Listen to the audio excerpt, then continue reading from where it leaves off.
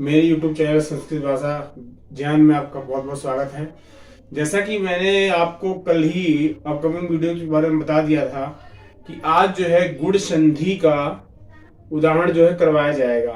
तो आइए चलिए बिना कुछ देरी किए हुए हम वीडियो की तरफ चलते हैं और गुण संधि के कुछ उदाहरण को विस्तृत रूप से समझने का प्रयास करते हैं, जिससे आपको गुण संधि आपकी कभी गलत ही ना हो। चलिए तो पहला उदाहरण हम देखते हैं। जैसे रमेश है। रमेश शब्द जो बना है वह दो शब्दों से मिलकर बना है। रमा पहला, दूसरा ईश माने देवता, रमा माने लक्ष्मी, ईश माने देवता। जो लक्ष्मी का देवता हो उसे आप क्या बोलेंगे? रमेश बोलेंगे। लेकिन आप देख रहे होंगे कि इसमें कौन कौन से शब्द जो है बचे। जैसे रमा शब्द है, रमा में मां के बाद किसकी मात्रा लगी है? आ की मात्रा लगी है, तो बड़ा आ हो गया। जैसे ही बड़ा आ इसमें में से निकला, शब्द क्या बचा? शब्द बचा फिर रम बचा। अगला है ईश। ईश की पहला शब्द ले लिया गया बड़ी ई। जब बड़ी ई ले लिया गया तो बचा क्या? श। दो शब्द बचे ना। अब जब दो शब्द बचे यहां पर, इस और गुण संधि कहती है जब कोई ह्रस्व या दीर्घ आ के बाद ई, ह्रस्व या दीर्घ ई आती है तो उसके स्थान पर क्या हो जाता है? ए हो जाता है। ए का मतलब एक ही मात्रा हो जाती है। यही तो हुआ। तो ए की मात्रा लगेगी। कहां पे लगेगी? मैं बताता हूं। इसको प्लस करेंगे जब, अब प्लस किया मैंने, जैसे ही मैंने प्लस किया रा, अम्मा, मां में क्योंकि आ जुड़ा हुआ था, अब जैसे ही ए जुड़ेगा तो ये पूरा हो जाएगा। मां पे ए की मात्रा हो गई और सा। शब्द क्या बन गया? रमेश। क्या बना फिर? रमेश, जो यहां पे उदाहरण दिया गया। पहला हो गया। दूसरा ही ऐसे होगा महोत्सव, महान उत्सव। महा माने बहुत बड़ा, उत्सव माने जानते ही है जिसमें लोग खुशियां मनाते हो, उसी को उत्सव के नाम से जानते हैं। तो महोत्सव शब्द बना। तो महा का आ, बड़ा आ और उत्सव का उ जोड़ने पर वही प्राप्त होगा।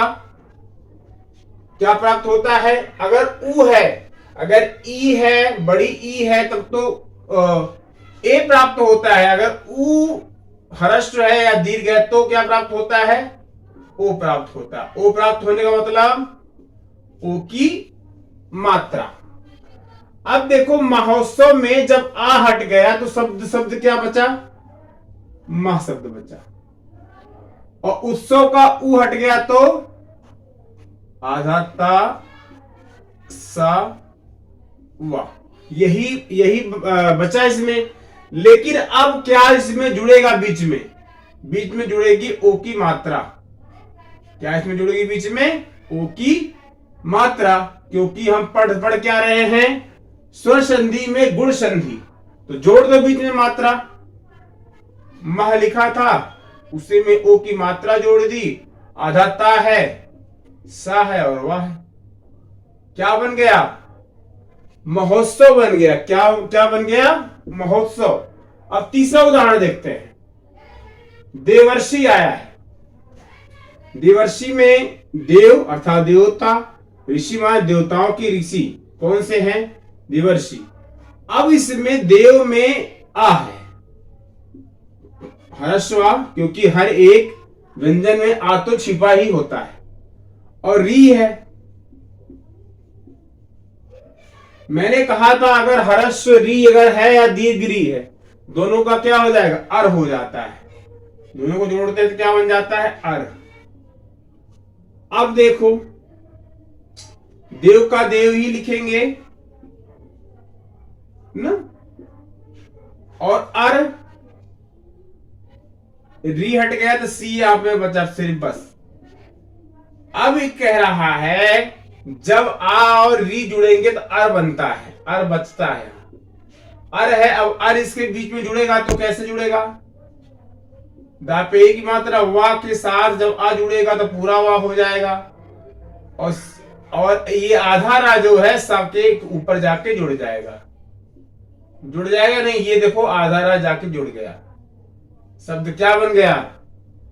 देवर्षि बन गया। क्या बन गया? देवर्षि बन गया।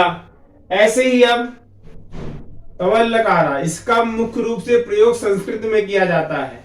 इसमें किया जाता है संस्कृत में, इसका प्रयोग है हिंदी में बहुत ही कम। संस्कृत भाषा में इसका प्रयोग किया जाता है। तवल्लकारा का देखते हैं। तो का आ है न, और ली है। इसको जोड़ने पर क्या बनता है? मैंने बताया था नियम में, अल हो जाता है। क्या हो जाता है? अल। जोड़ के देखते हैं अलग अलग करके। अब तवल्लकार में तो में आ छिपा हुआ है, ली में ली है। इन दोनों के स्थान पे क्या हो जाता है? इन दोनों के स्थान पे क्या हो जाएगा? बीच में इसके अल लग जाता है। अल लगाकर देखते हैं कैसे बनेगा। तो और ली हट गया, कार शब्द बना बचा। अब लेकिन जब हटने के बाद इसके बीच में क्या जुड़ेगा? अल। इसके बीच में अल जुड़ेगा, कब यह क्या बन जाएगा? तो पूरा हो गया, आधा ला जो बचा था यहां पे आधा ला लिख देंगे, और का पे आ की मात्रा ला और रा। शब्द क्या बन जाएगा? तवल का। ये संधि का जो नियम है उसके हिसाब से चलेंगे तभी हम सफलता पाएंगे, एक सफलता हम पा नहीं सकते हैं बिल्कुल नियम के अनुसार। अब गणेश है, नावड़ा, यह एक सूत्र है जिसमें ना के स्थान पर ना हो जाता है। आगे हम इसकी चर्चा करेंगे। अब देखो, जब गणेश को तोड़ा जाता है, गण माने लोग, इस माने देवता, जो लोगों के देवता हों उसे क्या बोलते हैं? गणेश। अब गणेश दो शब्दों से बना है, गण धन ईस। अब गण में ड़ा में आ छिपा हुआ है और ई बड़ी ई, तो क्या होगा? ये बनेगा ए का मतलब ए की मात्रा। बस जोड़ दीजिए, ये तो आपने पहले यहां ऊपर मैंने करवाया भी है। जोड़ दीजिए तो गण बचा था शब्द, नीचे कॉमा लगा हुआ हरंत जिसे कहते हैं, धन सा बचा था क्योंकि ई जुड़ गया। तो मात्रा किसकी लिखी? ए आ गई, ए की मात्रा लगेगी ए, जोड़ लो, गण लिख दो, ए की मात्रा लगा दो, स लिख दो। शब्द क्या बन गया? गणेश। इस प्रकार से मैंने आपको ये 5 उदाहरण कराए। इन 5 उदाहरण को नोट कर लीजिए। उसके बाद इसका खूब अभ्यास कीजिए। नए नए उदाहरण आप अपनी बुक में खोजिए। बुक में नहीं मिलता है तो गूगल कर लीजिए, इंटरनेट के माध्यम से खोजिए, लेकिन खूब अभ्यास कीजिए गुण संधि का। कहीं से किसी भी उदाहरण में दिक्कत आ रही है तो आप मुझे कमेंट के माध्यम से या मेरे व्हाट्सएप नंबर पर आप भेज सकते हैं कि सर ये मेरे समझ में नहीं आ रहा है, कृपया इसे आप दोबारा से समझाएं, बताएं। तो मैं दोबारा से आपको बताऊंगा, समझाऊंगा। लेकिन आप ये सब नोट्स बनाते जाएं और एक एक चीज को नोट करते जाएं। आप सभी का बहुत बहुत धन्यवाद। आप लोग नियमित रूप से पढ़िए, क्योंकि कहते हैं कि ना 100 पढ़ा ना एक कढ़ा, ये कहावत है। क्यों? 100 लोगों का ना पढ़ा ना एक कढ़ा। कढ़ा का मतलब क्या हुआ? वो नियमित रूप से उस चीज को करता है, अभ्यास करता है, उसने उसमें सिद्धि प्राप्त कर ली है।